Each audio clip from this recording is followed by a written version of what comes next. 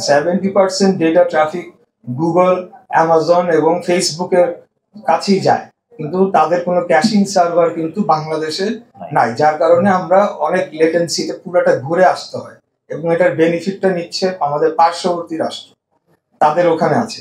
আমরা চাই যে এই ধরনের যে আন্তর্জাতিক মানের প্রতিষ্ঠানগুলা তারা বাংলাদেশে আসুক এবং বাংলাদেশে সেও যাতে এই আইটি সেক্টরটা ডেভেলপ করে ইন্টারন্যাশনাল স্ট্যান্ডার্ডে, এবং এই বড় বড় কোম্পানিগুলো তারাও ইনভেস্ট করবে, এটার মাধ্যমে কিন্তু কর্মসংস্থান বাংলাদেশেও হবে। তো এই ধরনের পলিসিগুলো আগামী দিনে নেওয়া হোক।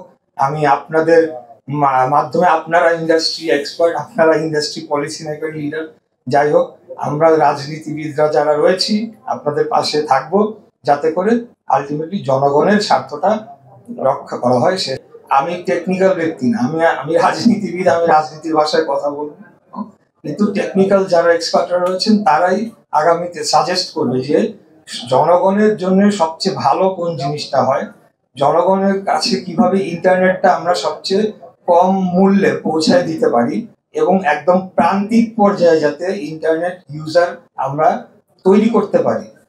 আগামী দিনে এখানে এআই এর কথা বলা হয়েছে, একজন বলেছেন, আপনারা জানেন যে AI is very vital and important. এটা আগামী দিনে এআইটা একটা নতুন একটা দিগন্ত আমাদের জন্য ওপেন আপ করে দিবে। সেখানে শিক্ষার্থীরাও যেমন এআই আর্টিফিশিয়াল ইন্টেলিজেন্স ইউজ করতে পারবে, এটা হেলথ কেয়ারেও ইউজ করা হবে।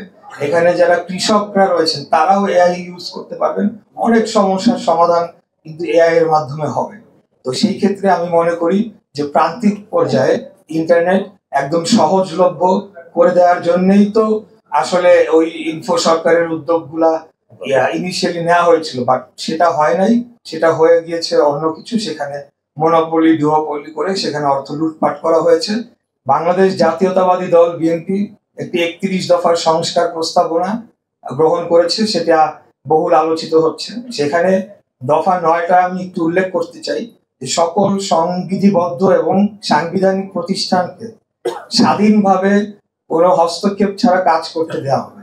আমি যতটুকু বুঝি বিটিআরসি একটি সংবিধিবদ্ধ প্রতিষ্ঠান হওয়ার কথা, তাদের উচিত ছিল এগুলা রেগুলেট করা, কিন্তু আপনারা দেখেছেন যে সকল কিছু যে এক ব্যক্তির দ্বারা নিয়ন্ত্রিত হয়েছে, এখানে সকল কিছু দলীয়করণ করা হয়েছে এবং বিটিআরসির অবস্থা তাই, এবং এখন পর্যন্ত সেই অবস্থাতেই আছে। তারা রেগুলেট করেছে, তো রেগুলেট করে তারা ব্যারিয়ার সৃষ্টি করেছে যাতে আর কেউ না ঢুকতে পারে এখানে, এবং লাইসেন্সিং দেওয়ার ক্ষেত্রে 27টা লেয়ার তৈরি করেছে। এই লেয়ার গুলা, এই লাইসেন্স গুলা কারা পেয়েছে এটার একটা, আমি মনে করি যে একটা প্রপার সার্ভে হওয়া উচিত, হয়ে তাদের পরিচয়, নাম, পরিচয়, ঠিকানা দিয়ে একটা স্ট্যাটিস্টিক্স দেওয়া উচিত যে এটা দলীয় পরিচয় কত % দেওয়া হয়েছে আর নির্দলীয় বা যারা প্রিভিয়াসলি ব্যবসার সাথে জড়িত ছিল তাদেরকে কত % দেওয়া হয়েছে। তাহলেই কিন্তু একদম টোটাল চিত্রটা বোঝা যাবে যে কি করা হয়েছে।